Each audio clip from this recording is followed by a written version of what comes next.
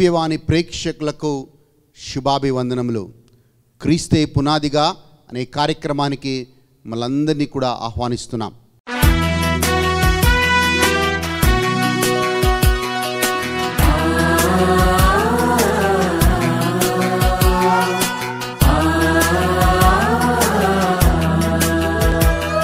ఈ 2023వ సంవత్సరంలో దేవుడు చేసిన మేలును తలుచుకొని ఈ పాట ద్వారా దేవుని ఆరాధిద్దాం. ప్రభువా, ఈ 2023వ సంవత్సరం అంతా కూడా నన్ను కాచి కాపాడావు ప్రభువా, అంతేకాదు నన్ను నడిపించావు ప్రభువా, నీకు వందనాలని చెప్పి ఈ పాటను పాడుతూ దేవాతి దేవుని ఆరాధిద్దాం.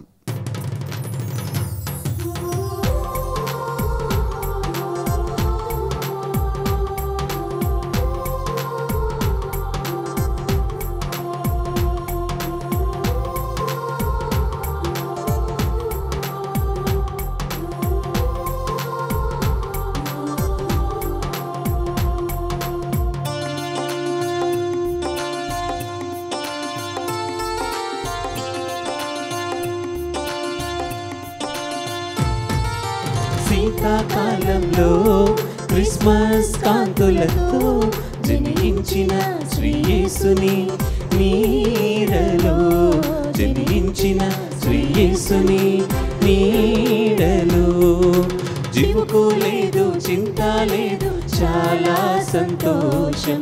బాధ లేదు, భయము లేదు, బలి ఆనందం. చీకు లేదు, చింత లేదు, చాలా సంతోషం.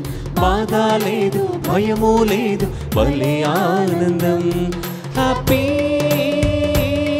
Christmas, merry Christmas, happy Christmas, merry Christmas. శీతాకాలంలో క్రిస్మస్ కాంతులతో జనించిన శ్రీ యేసుని నీడలో, జనించిన శ్రీ యేసుని నీడలో.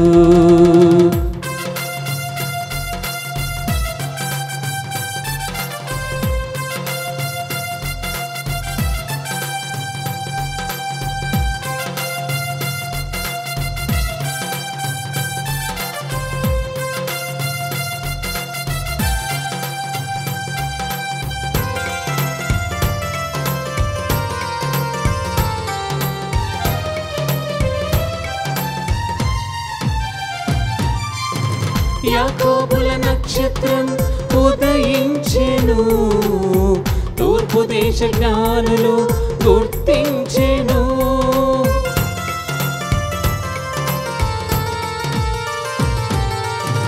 యాకోబుల నక్షత్రం ఉదయించెను, తూర్పు దేశ జ్ఞానులు గుర్తించెను.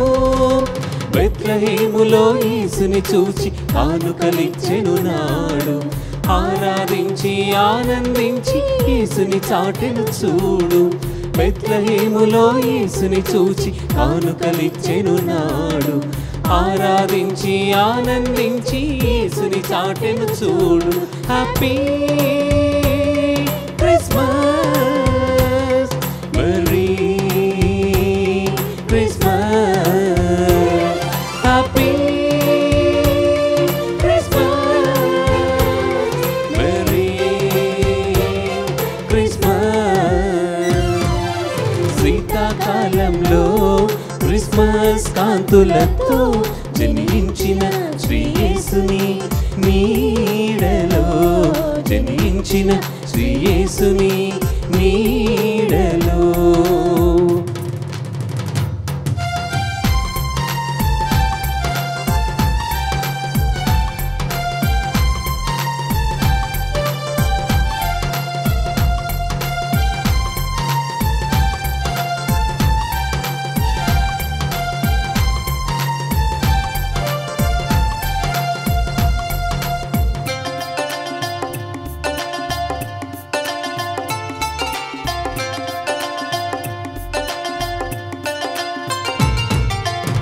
పొలమందు కాపరులకు దూత చెప్పెను, రక్షకుడు మీ కొరకు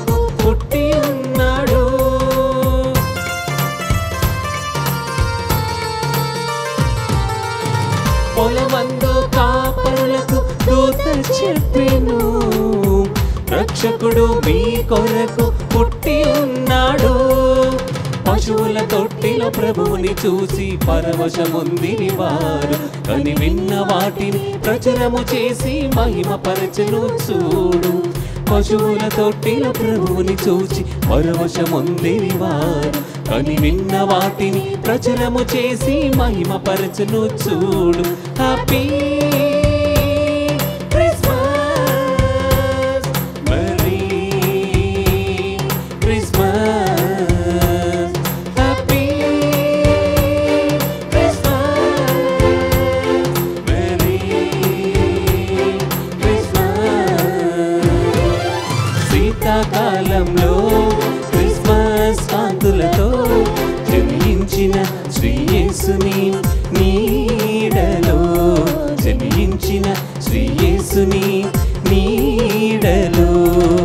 చిక్కు లేదు, చింత లేదు, చాలా సంతోషం. బాధ లేదు, భయము లేదు, భలే ఆనందం. చివుకు లేదు, చింత లేదు, చాలా సంతోషం. బాధ లేదు, భయము లేదు, భలే ఆనందం. Happy Christmas, merry Christmas, happy Christmas, merry Christmas, happy Christmas, merry Christmas. వాక్యం వినబోయే ముందు తలలు వంచి ప్రార్థన చేసుకుందాం. మమ్మల్ని మికిలిగా ప్రేమించు మా తండ్రి, నీకు వందనాలు, నీకు స్తోత్రాలు. అద్భుతాలు చేసే దేవుడవు, ఆశ్చర్యకరుడవు ప్రభువా. గత సంవత్సరం అంతా కూడా మమ్మల్ని కాపాడినందుకు మీకు వందనాలు చెప్తూ ఈ వాక్యం వినబోతుండగా ఈ వాక్యం మా హృదయంలో ఫలించునుగాక. ఇమ్మానుయేలు దేవుడు, మాతో ఉండి మమ్మల్ని నడిపిస్తున్న దేవుడు 2024 సంవత్సరంలో కూడా నడిపించునుగాక. యేసుక్రీస్తు నామంలో అడిగి వేడుకుంటున్నాము తండ్రి. Amen, amen.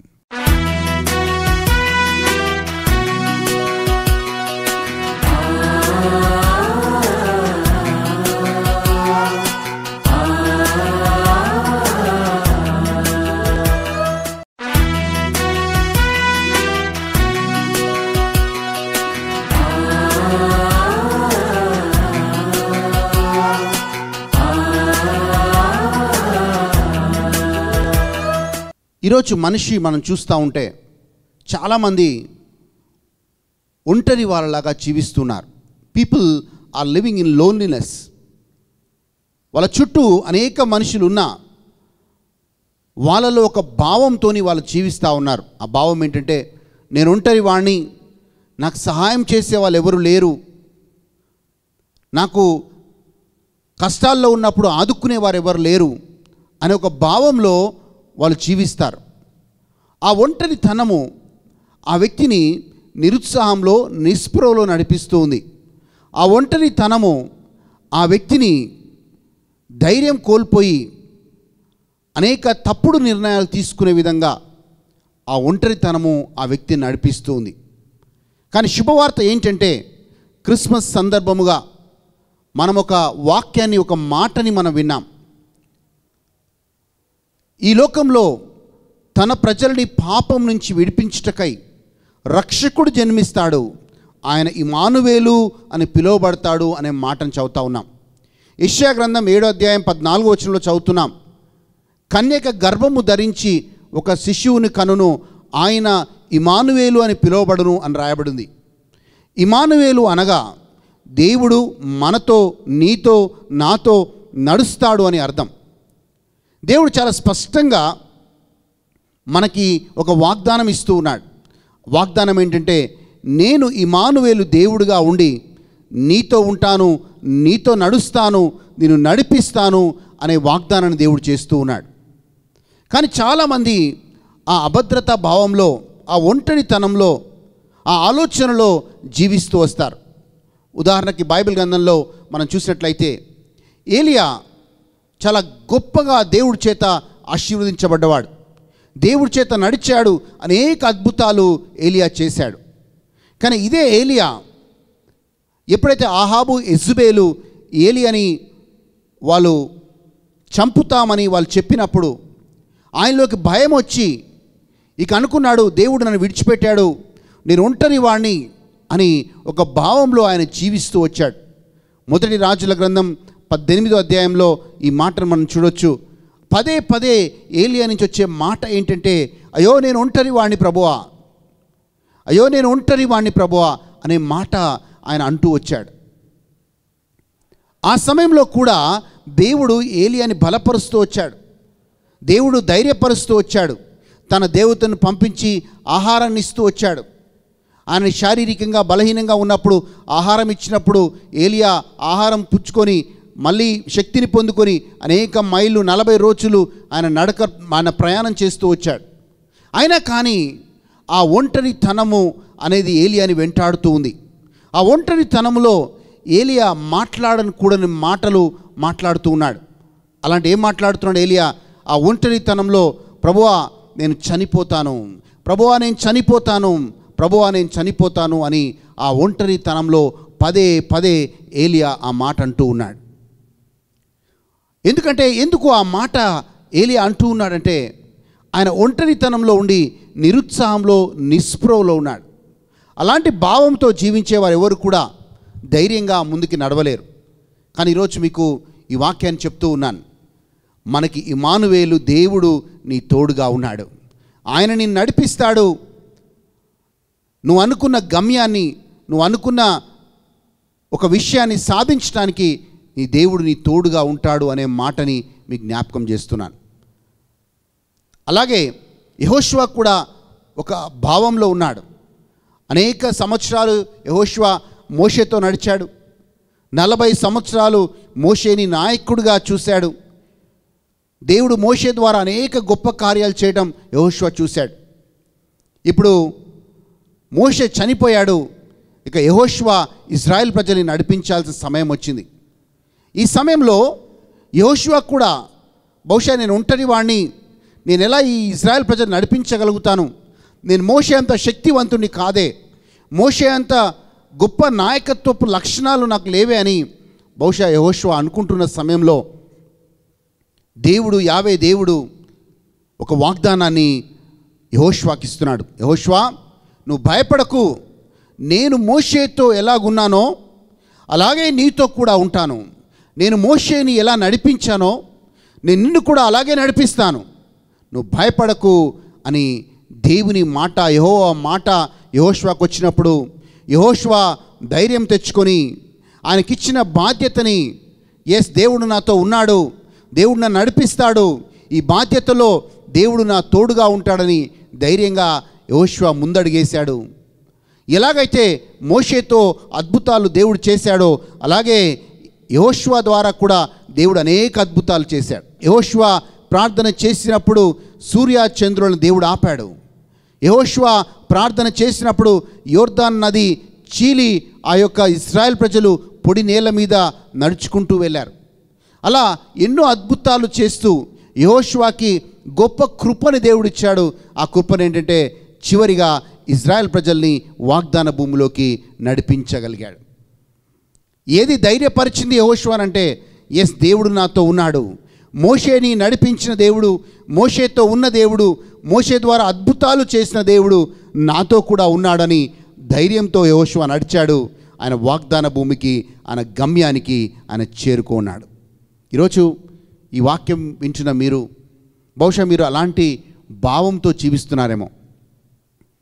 మనుషులు కొద్ది వరకు మనతో నడుస్తారు, కానీ అదే మనుషులు మనల్ని మోసం చేసినప్పుడు, మనకు వ్యతిరేకంగా వచ్చినప్పుడు ఆ సమయంలో మనం కృంగిపోతాం. నేను నమ్ముకున్న వాళ్ళు నన్ను మోసం చేశారే, నా అనుకున్న వాళ్ళు నాకు దూరం అయ్యారే, ఇప్పుడు నాకు ఎవ్వరూ లేరు అన్న భావంలో మనం జీవిస్తూ వస్తాం. కానీ ఈరోజు మీకు గుడ్ న్యూస్ ఏంటంటే, శుభవార్త ఏంటంటే, ఇమ్మానువేలు దేవుడు నీతో ఉన్నాడు, ఆయన నిన్ను నడిపిస్తాడు.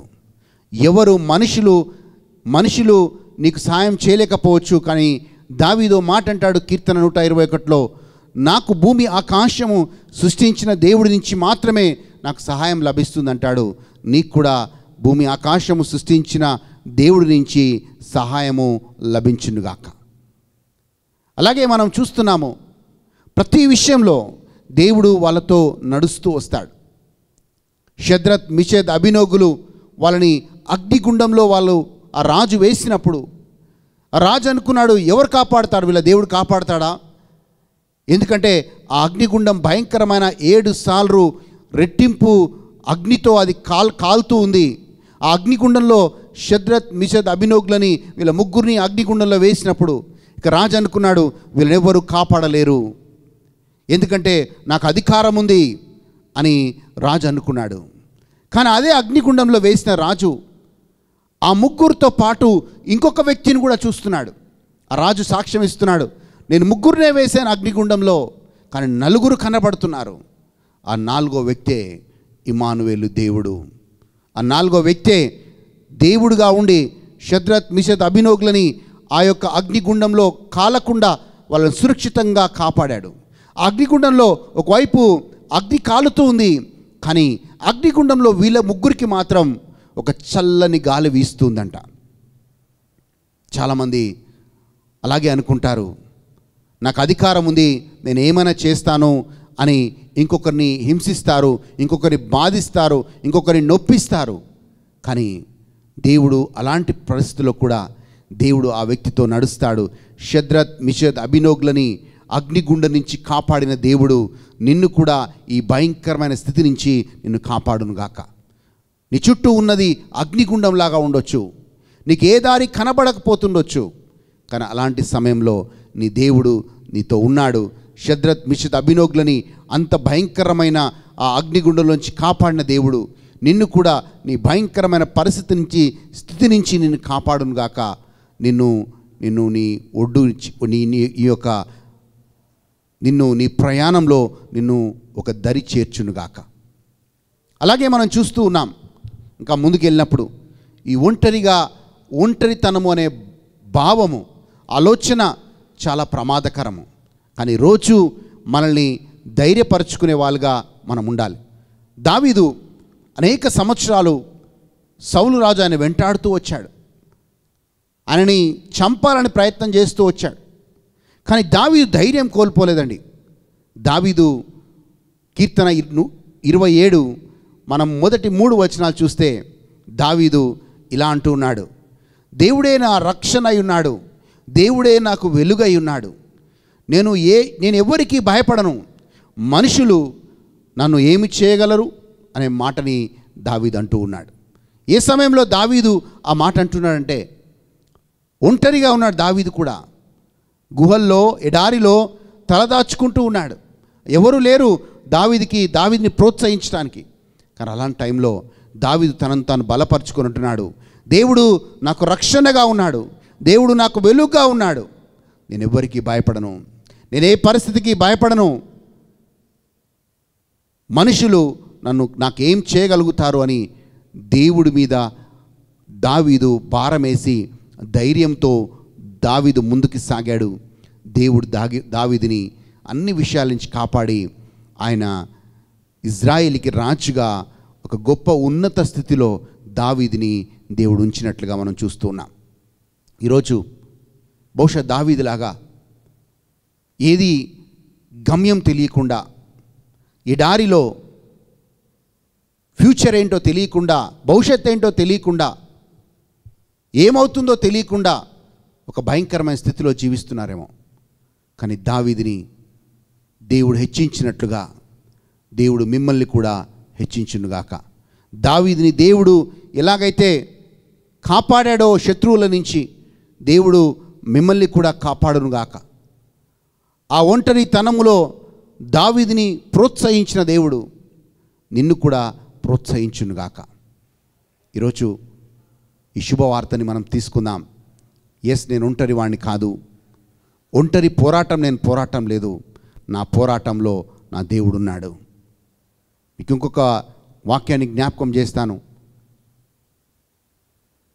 దానియేలు సింహాల బోన్లలో ఆ రాజు ఆ రోజు వేస్తూ ఉన్నాడు.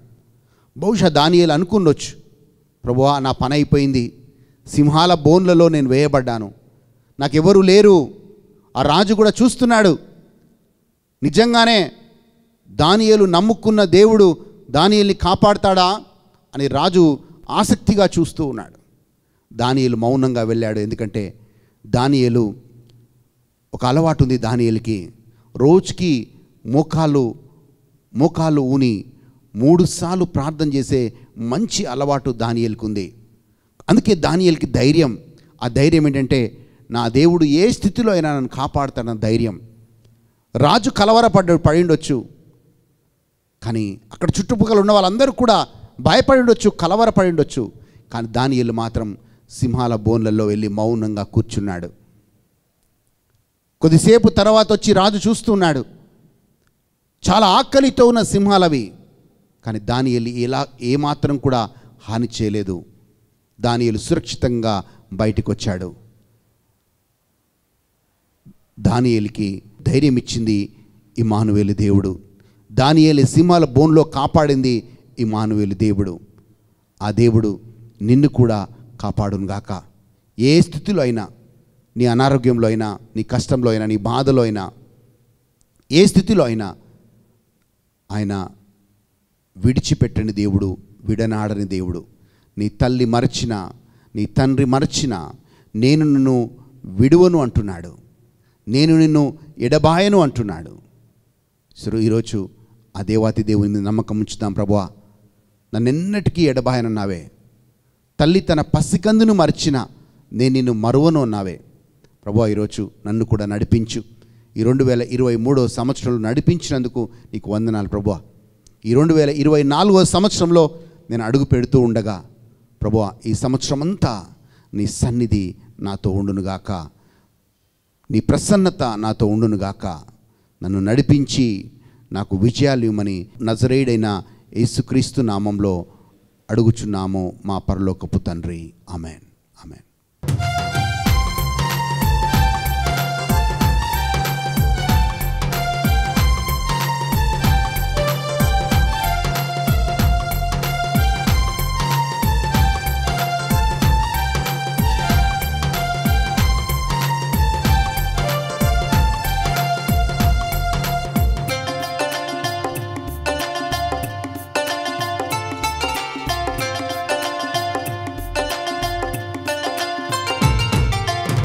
పొలమందు కాపరులకు దూత చెప్పెను, రక్షకుడు మీ కొరకు పుట్టి ఉన్నాడు.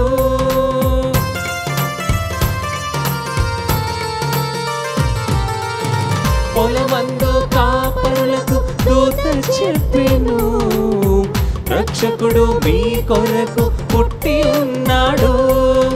పశువుల తొట్టిలో ప్రభువుని చూసి పరవశముందిని వారు, కని విన్న వాటిని ప్రచురము చేసి మహిమ పరచను చూడు. పశువుల తొట్టిలో ప్రభువుని చూసి పరవశముందిని వారు, కని విన్న వాటిని ప్రచురము చేసి మహిమ పరచను చూడు. Happy Christmas, merry Christmas.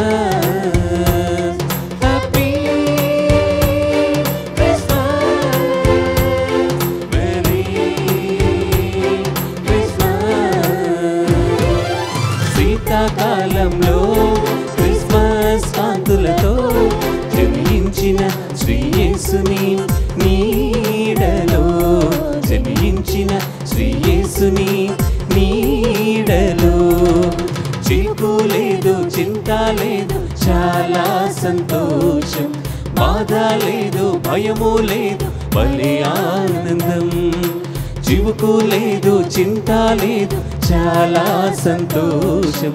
బాధ లేదు, భయము లేదు, భలే ఆనందం. Happy Christmas, merry Christmas. Happy Christmas, merry Christmas. Happy Christmas, merry